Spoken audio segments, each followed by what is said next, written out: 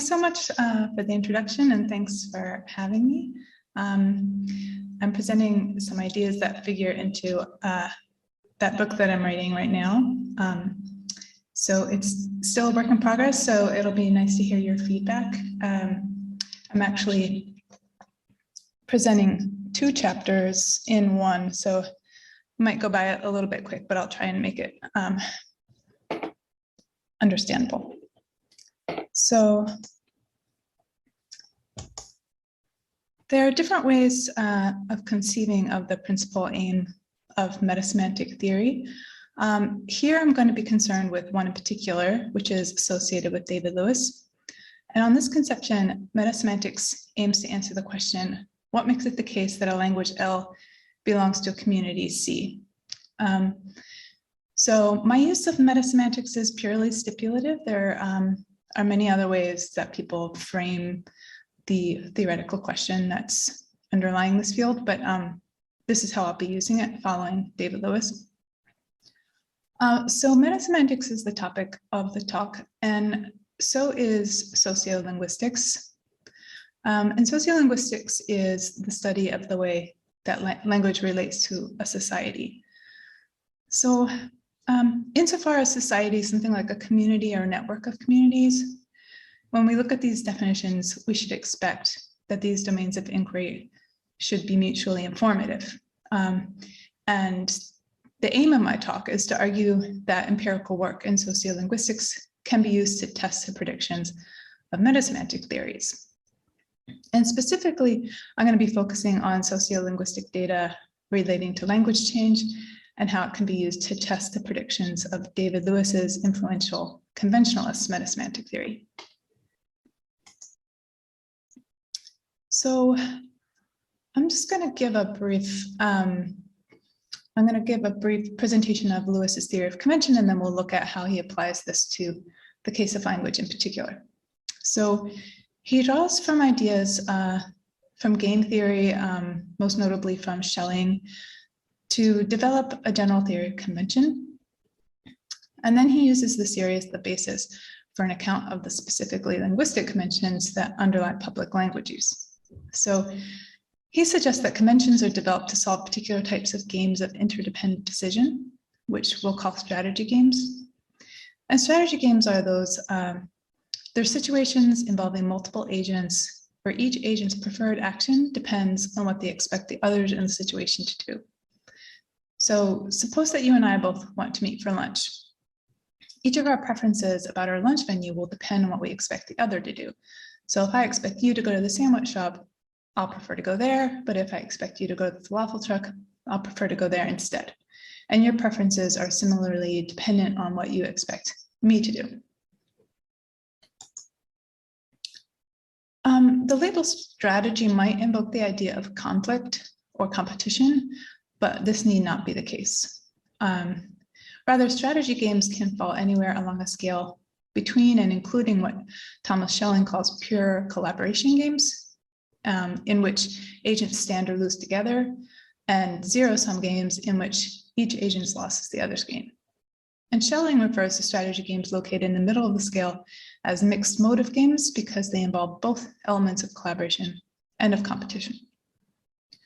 Now, Lewis is focused particularly on those strategy games in which a coincidence of interest predominates. That is, those situations which are located on the collaboration end of that scale. So while he allows that there may be mixed motives to some degree, he thinks that conventions involve cases where collaborative preferences are stronger than competitive preferences.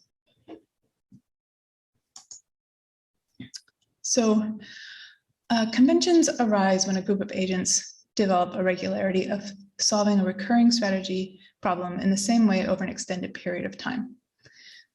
When a situation has worked in the past, it might become the most salient solution if agents are faced with the same strategy problem in the future.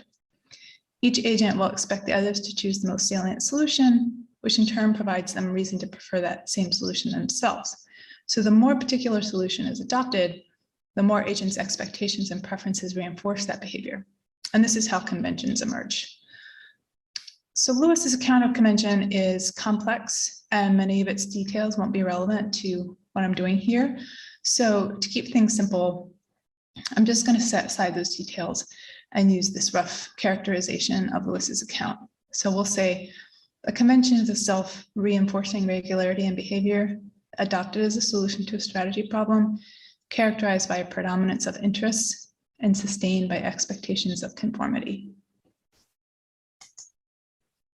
So because this is going to become important later, I want to take a moment to contrast the weaker notion of an equilibrium, which is a solution to a strategy problem in which no agent is better off by changing her strategy unilaterally, with a stronger notion of coordination equilibrium, in which no agent is better off if any agent, including herself, changes their strategy unilaterally. So solutions to pure collaboration games are always coordination equilibria, while solutions to strategy problems on the more conflictual end of the scale may only be equilibria in the weaker sense. So here's an example from Lewis of the weaker kind of case. So I'm going to read a quote from him. He says, "Suppose that many of us are nasty people who want to dress like the majority, but also want to have a differently dressed minority to sneer at. We still achieve an equilibrium when we all dress alike, but it's not a coordination equilibrium. Nobody wishes he himself had dressed otherwise, but the nasty ones wish that a few other people, say the worst enemies, had dressed otherwise. The regularity whereby we achieve this equilibrium is not a genuine convention by my definition, because the element of conflict of interest prevents it from being a means of reaching a coordination equilibrium." So for Lewis, all conventions, including linguistic conventions, are solutions to strategy problems characterized by a predominance of common interests. Their solutions are not merely equilibria, but rather coordination equilibria. So not only does no one stand to gain by deviating from the convention unilaterally, but no one stands to gain from anyone else deviating. So it's not like the nasty party goers case. So I just talked about Lewis's theory of convention, and now we're going to see how he applies that theory to the case of language in order to answer this metasemantic question of, in virtue of what does a community use a language? So he says, a language is used by a community if and only if there prevails in that community a convention of using that language sustained by an interest in communication. So a couple of things to notice here. The strategy problem is characterized by a predominance of common interests in the case of language, and this just follows from the definition of convention. So that follows, it's a condition on convention, and since linguistic conventions are one type of convention, then the strategy problem in this case as well will be characterized by a predominance of common interests. So the general picture is that there's a single shared incentive behind linguistic conventions, which is to communicate. Like that's the predominance of common interest. Any other incentives are outweighed for each agent by the shared incentive of achieving communication. And because of the shared incentive, a regularity of using any particular language will be self-sustaining. The more members of a community observe a regularity of use in a particular language L, the more they'll expect one another to conform to it. And these expectations provide each of them a reason to conform to the regularity themselves and to prefer general conformity from others. The most efficient strategy for ensuring successful communication in any random exchange between community members is if all community members are in the habit of using the same language. So maximal rather than partial conformity is in everyone's interests. And then convergence on a single language, according to Lewis, is a coordination equilibrium. No member is better off by switching to a different language unilaterally. Moreover, no member is better off if any other community members switch to a different language unilaterally. So Lewis considers a case in which one prefers, quote unquote, the language of his fathers to the language of their conquerors. And he concludes, though, that the preference for communication will always be stronger. So if you're, he thinks in a situation in which you're pressured to use the language of your conquerors, you might have a preference for the language of your fathers, but you'll ultimately it will be more in your interest to move to the language of the conquerors. Because, as he says, there are few who would give up communication out of piety to the mother tongue if it came to that. So again, while he allows for some level of mixed motives, he thinks that common interests predominate, and in particular, common interests in communication.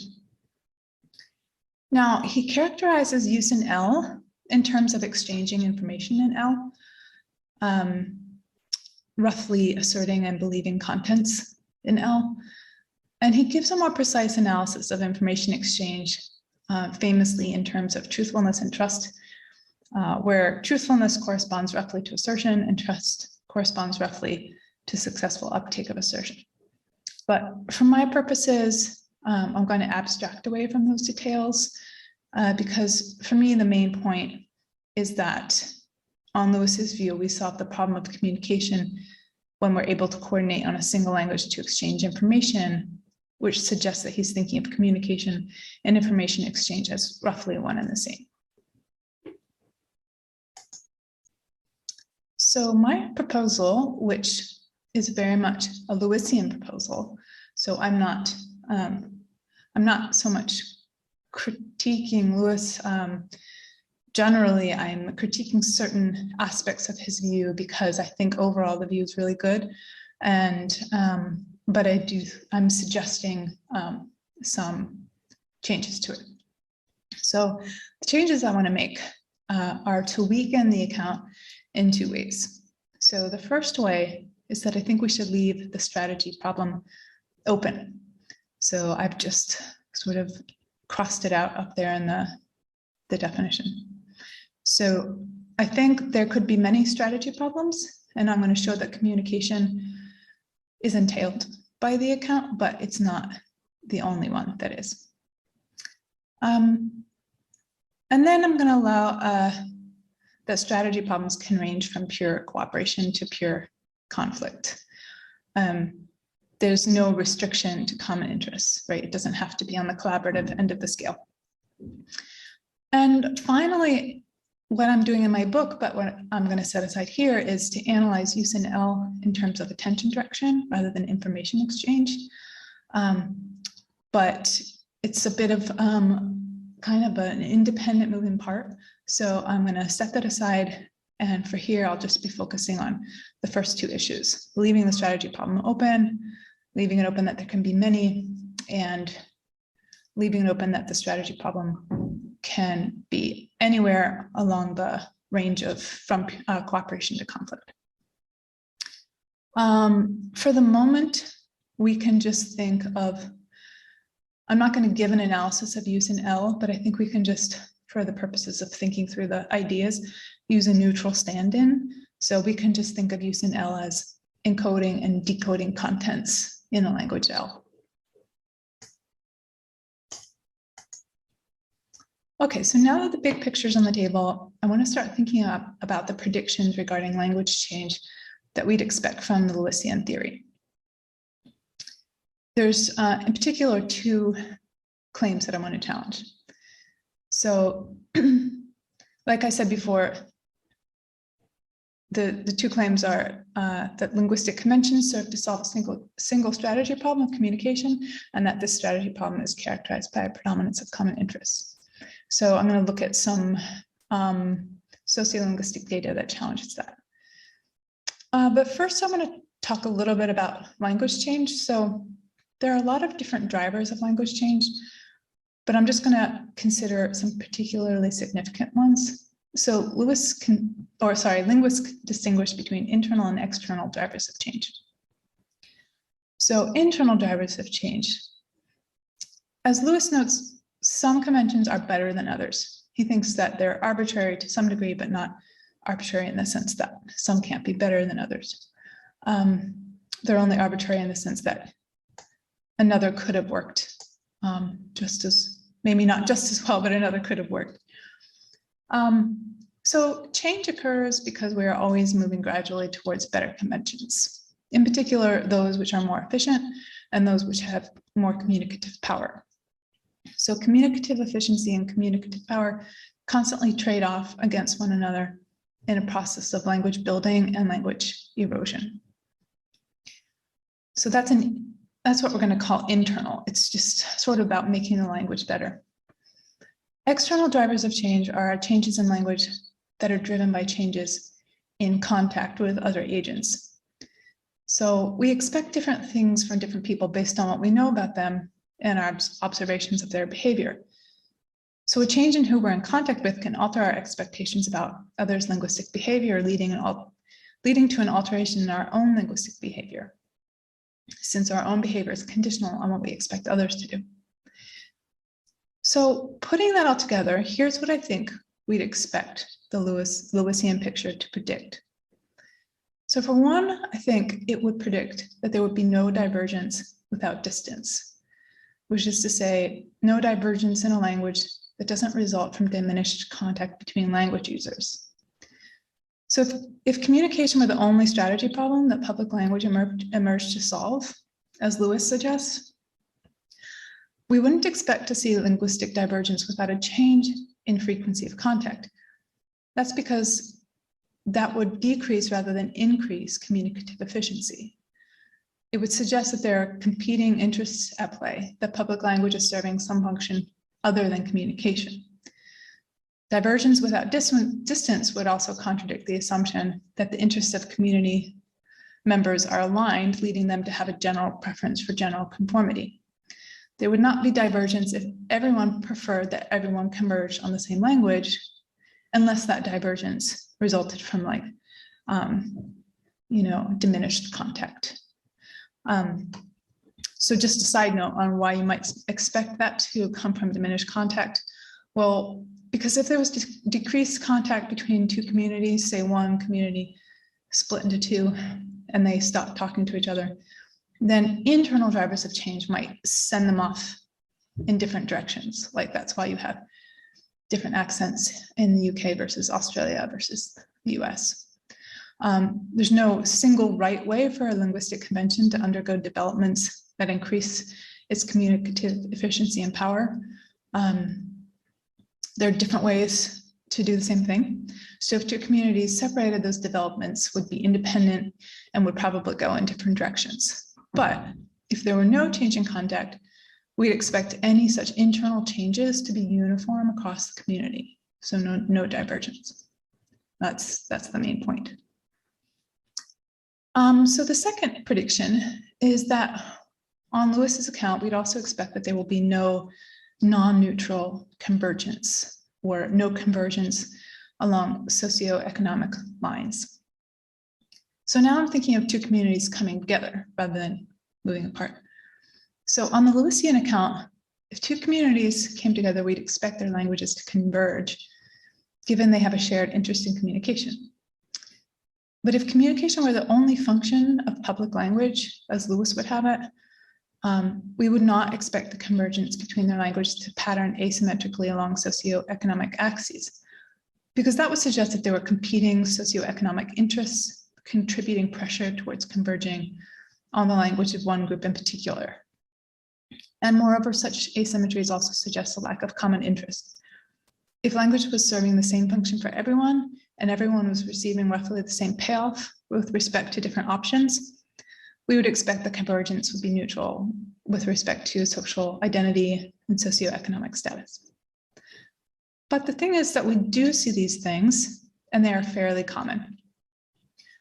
I'm going to go through some examples, and I'm going to show how they're problematic on Lewis's account.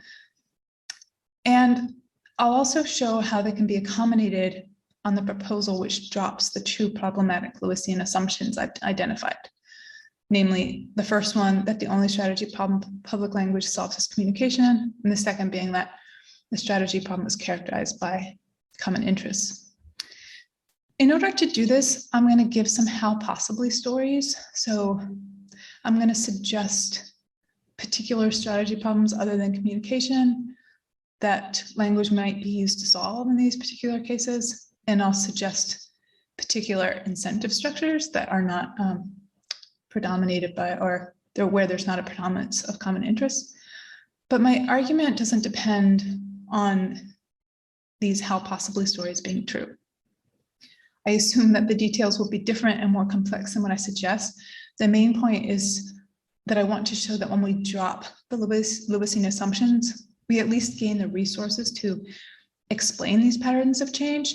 And maybe the particular explanation I give is not correct, but hopefully you'll see that there's like lots of explanations available once we open up the possibility of there being different kinds of strategy problems and not necessarily common interests.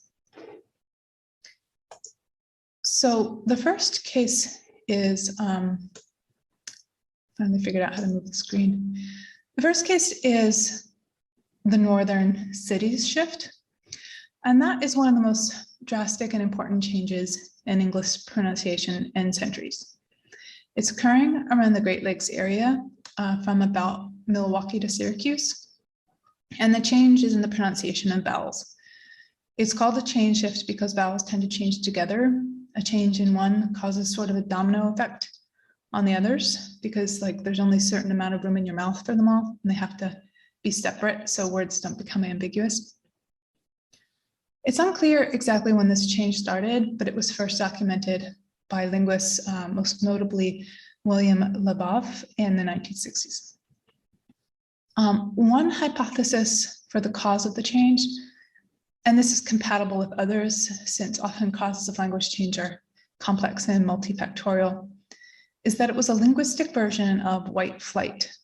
So Gerard van Herk argues that it was triggered by the Great Migration in the middle of the 20th century, when millions of African Americans moved from the South to northern cities, dramatically changing their demographic composition. He argues that the vowel shift was at least partially an attempt by white residents to differentiate their speech from new Black residents. So he thinks it was a linguistic form of the residential white flight that took place in those same cities. So the residential white flight was rapid residential segregation that was occurring as the white residents moved away as the Black residents moved in. And he argues for this on the basis of correlations between participation in the northern city shift and the speed and degree of Black migration, as well as the degree of residential white flight in certain locations. And he suggests that these correlations also account for the unexpectedly sharp and gerrymandered boundaries of the shift. So I won't go any more into those details, but let's just look at some of the features of this change that are perplexing, given Lewisian assumptions about communication and common interests. So first, the shift occurred from a very stable position. So the vowel system had been stable for a millennium, suggesting that the change was not driven by internal factors, just like improvements in communicative efficiency. So likely it was driven by external factors. And indeed, it happened at the same time when there was a change in contact, right? But it was driven by external factors in a way that's inconsistent with Lewisian predictions. So the Lewisian picture predicts that linguistic convergence would follow from community convergence, but here we have the opposite. Community convergence leads to linguistic divergence. So the speech of the white residents is moving away from rather than toward the Black residents. And this change comes at a communicative cost. So linguists have documented that the shifted language is often misinterpreted, especially out of context by non-shifted speakers. This means that there will be a drop in communicative efficiency. So it seems like the change was serving some function other than communication. And then finally, we see a violation of common interests. So rather than a general preference for general conformity, there's a preference for some degree of nonconformity. So it's more like Lewis's example of the nasty partygoers who want to sneer at a differently dressed minority. So let me give, again, just a how possibly story to show how my weekend account can handle a case like this. And again, it's just a how possibly story to illustrate the kinds of explanations that are available once we give up these Lewisian assumptions. So there are at least two identifiable changes in the northern city shift relative to different ways of delineating linguistic communities.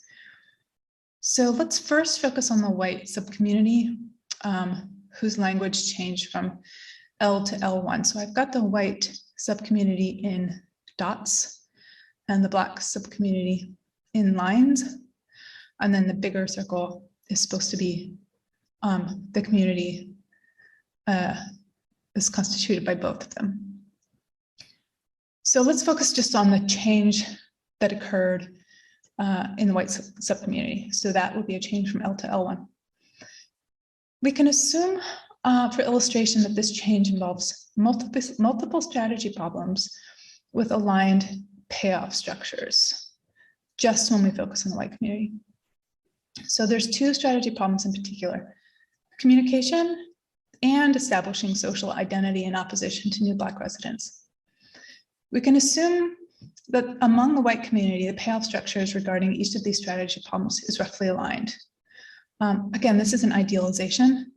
Probably they're not aligned, but that actually is just serves my purpose even more. So this idealization is not in my favor. It's just for simplicity. So if these payoff structures are roughly aligned with respect to both these strategy problems, then the issue is that it's the two strategy problems rather than the preferences of the group members that are at odds. So communication will proceed most effectively if the community sticks with L. So with respect to the strategy problem of communication, they ought to stick with L. However, given that L is also the language of the new Black residents, this solution will not allow the white community members to linguistically differentiate themselves in opposition to those residents. So adopting L1 serves as a compromise. So it involves some communicative cost. The cost will be relatively low, given that L and L1 are mutually intelligible. Thus, by moving from L to L1, the white residents adopt a suboptimal but nonetheless viable solution to the problem of communication, which allows them to simultaneously solve the problem of establishing a linguistic identity in opposition to Black residents. So now let's turn our attention to the broader speech community, which includes both white and Black residents. So that's the large circle. And that's a more coarse-grained language that includes what we might think of as the dialects of the two subcommunities. So it's like talking about English in general versus, like Australian English, right? It's a more coarse-grained kind of language. So here again, we'll focus on the same two strategy problems facing the community more broadly, that of communication and that establishing a social identity.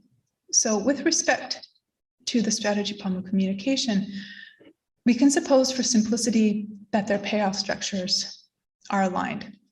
Again, this is likely not the case, but we can work with the idealization in this example. And again, it's not an idealization in my favor, but it's just for the sake of illustration. In later examples, we'll consider scenarios in which there are misaligned payoff structures with respect to communication. And we'll suppose that payoff structures with respect to establishing social identity are misaligned. That while the white subcommunity has an interest in using language to signal racial identity, the Black subcommunity does not share this interest. And here especially I want to highlight that I'm not making any claims about the actual preference structures of people involved in these historical cases. Rather, I'm supposing that the preference structures were a certain way in order to illustrate how divergence without distance could arise in such conditions. It's not unrealistic, though, I think, to suppose that at this time in American history, the newly free Black residents did not share an interest in using language to signal racial identity, as this would likely have added to the already insurmountable socioeconomic obstacles in the way of establishing lives for themselves. Now, granted, the advantages of solidarity that such linguistic signaling affords oppressed groups can sometimes counteract its socioeconomic disadvantages.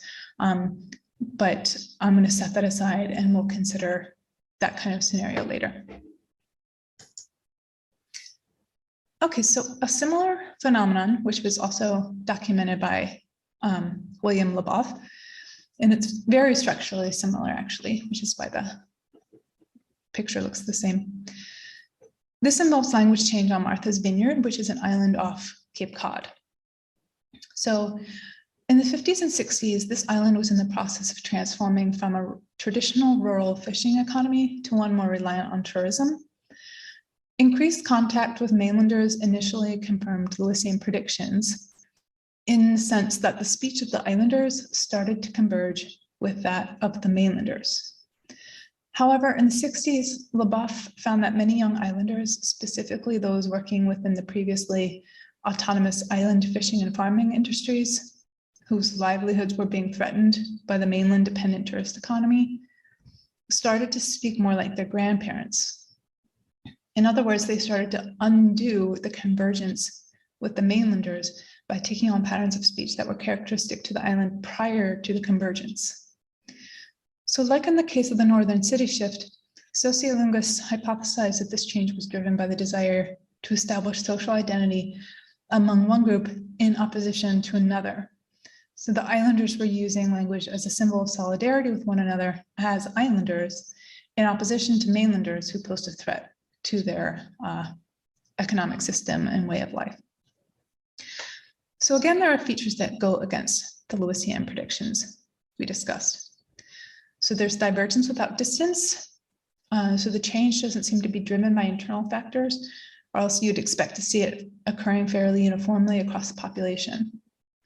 The change comes at a communicative cost. Again, convergence is the most efficient. Here they're moving away from convergence and so away from communicative efficiency. Now, of course, people can understand each other well enough to communicate, so the cost is limited, but we do go from a more communicatively efficient system to a less efficient one. And then finally, there's a lack of common interest. There's not general preference for general conformity. The islanders are choosing to go against the status quo, and they don't prefer that the entire population follow them, as this would undermine the goal of establishing an identity which can be contrasted with others in the group. So here again is my how possibly story for just to illustrate the kind of explanation that's available once we give up the problematic Lewisian assumptions. So again, here we can identify two changes depending on how we delineate the linguistic community. So if we zoom in for the moment on the islanders, which I have in dots, and then I've got the mainlanders in stripes. So if we zoom in on the islanders, we can refer to their language before the changes L, and then after the influx of mainlanders starting to threaten aspects of the local economy, their speech patterns started to shift from L to L1. And again, L and L1 are mutually intelligible and differ most notably in that L1 exhibits more centralized diphthongs. So L1 is closer to the dialect spoken on the island during a time when it had a thriving and independent fishing economy years before the incursion of the mainland tourist industry. And we can also see a change when we zoom out to look at the community as a whole.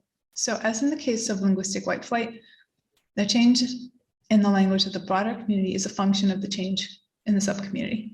So before the change, the language of the broader community, like that of the islanders, was L1. And again, this is a simplification. Likely there were some differences, but we're focusing on a point at which the speech of the islanders had lost its traditional patterns and more or less assimilated to the speech of the mainlanders. So we'll just simplify and say it was the same. And we'll say that the language after the change is L2. And again, this is just a coarse-grained language that includes both L and L1.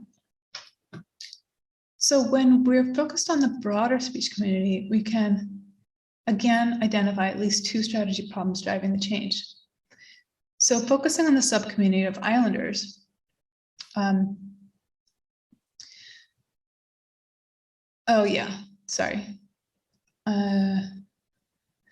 first we'll focus on the subcommunity of islanders, and then I'll look at the broader speech community. So with the islanders, there's a problem of communication as well as the problem of establishing a social identity distinct from that of the mainlanders.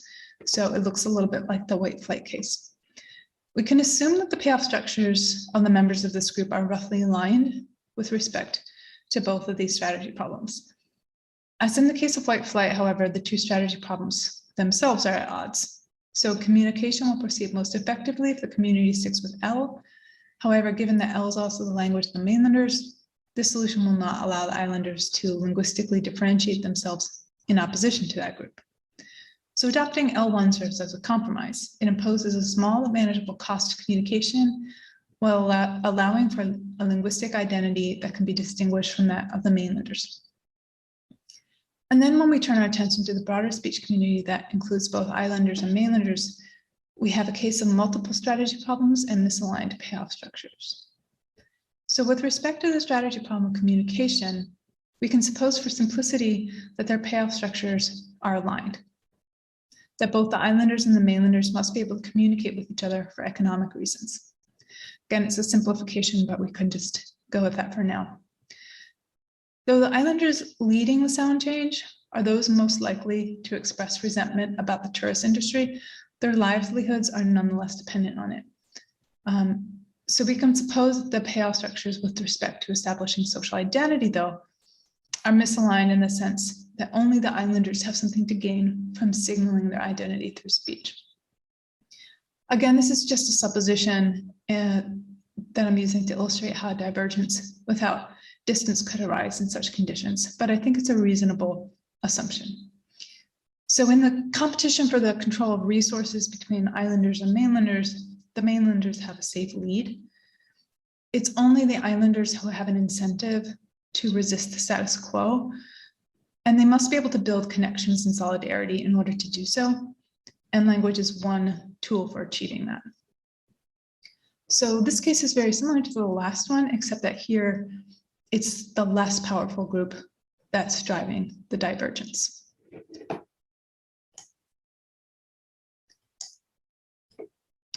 Okay, so I'm going to skip linguistic gender divide, but roughly the idea here is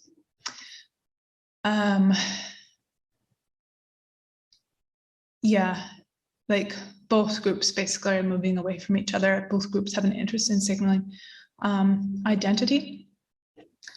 And then linguistic colonialism, I'll just run through this quickly and then just try and move on to the conclusion, I think. But I'm happy to talk more about the other cases if you want to. So linguistic colonialism is a loaded term for a multifaceted phenomenon, but we can roughly summarize it as the phenomenon whereby colonized people tend to take on the language of the colonizers. So on the Lewisian picture, language is a solution to the strategy problem of communication, and everyone has a common interest in achieving that. Moreover, people's interests are roughly aligned in the sense that they don't much care one way or another, i.e. in which language communication is achieved as long as it's successful. But if this were the case, we should expect socioeconomic neutrality with respect to which language is adopted when linguistic communities converge, given that each language is equally suited for that function. Now, of course, people in power often adopt an ideology according to which their language is inherently better suited for communication, but that's a post hoc rationalization rather than a linguistic reality. So the phenomenon of linguistic colonialism suggests instead that an interest in communication is not the sole or even the overriding factor determining the common language of the converged communities. If anything, there will often be a communicative cost to converging in favor of the language of the colonizers, who are often in the minority. This direction of convergence will involve more effort for more people. So here's how my account can handle this. So we would say, just again, as a how possibly story, there's two strategy problems, communication and social control. So if we start with communication, though both subgroups likely have some degree of interest in communicating with one another, their incentive structures are probably misaligned. So for the colonizers, the benefits of social control that follow from having their language adopted as the lingua franca may outweigh the benefits of easy communication with the colonized. In contrast, for the colonized group, communication with the colonizers is often a non-negotiable prerequisite for sustaining a living and getting access to crucial resources. And then if you think about the strategy problem of establishing and maintaining social control, in contrast to communication, where I was describing it as all members of the group have at least some interest in solving the problem, but to greater or lesser degrees, achieving social control is more like a zero-sum game in which one group's loss is another's gain. Because the choice of language affects the group's ability to establish social control, different subgroups vying for such control will receive competing payoffs with respect to the choice of the language adopted by the broader group. In such a situation, it would be unsurprising that the powerful will be more consistently successful in getting the broader group to adopt their own language. Because they have less of an incentive to achieve communication, they have less to lose if the group fails to converge on a language. The colonized group, in contrast, will not be in a position to make the economic trade-off resulting from failure of convergence and thus failure of communication. Moreover, the more powerful group may sometimes have the means to impose their language on the colonized group by sheer force, given that they have control of laws governing education and so on. Okay, so just to conclude, I've argued that the Lewisian picture needs to be amended in two ways. So first, we should allow that language may be a solution to multiple strategy problems. Lewis's metasemantic account includes a line that specifies the type of problem that convention is used to solve. So he claims that L is the language of C, just in case they participate in conventions of use in order to solve the problem of communication. My account, in contrast, claims that L is the language of C, just in case they participate in a convention of use in L without specifying the particular coordination problem or the particular strategy problem that this convention is functioning to solve. This way we can allow that there might be many functions which determine, many strategy problems that determine which language is the public language of the community, and that they even might vary from case to case. Now, one might worry that although some of those functions are variable and contingent, others, such as communication, are not. That is, you might have the intuition that it's impossible for a community to have a public language without using it to communicate, even if, as I've argued, there are additional functions. Now, I share that intuition, but I think it follows from the revised proposal, even if it's not explicitly packed into it. So if language users have a convention of use in L, which we've said is roughly encoding and decoding contents in L, it just follows that they're communicating on some level. It's just implausible that a community would participate in such a convention without achieving communicative success. Of course, it all depends on what you mean by communication, and as I said, I won't attempt to give an analysis here.